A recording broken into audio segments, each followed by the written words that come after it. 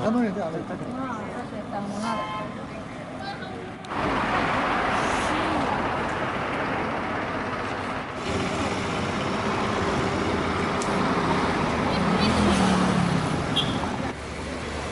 Ồ, năng thì bị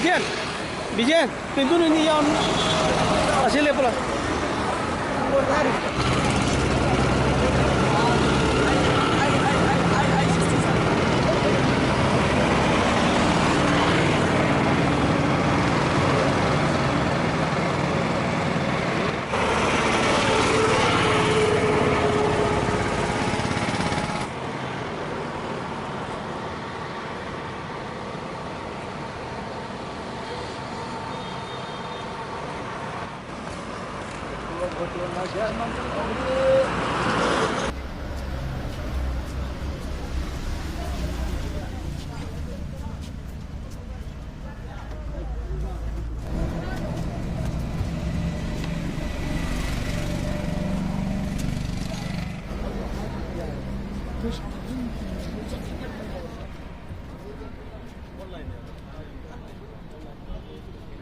Assamgi Sibsagoda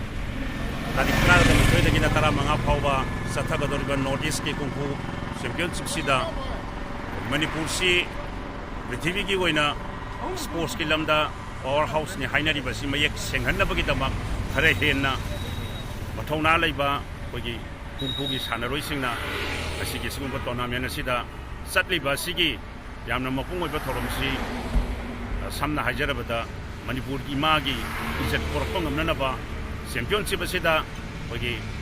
team champion oiba ngamna bagi pangal thongna du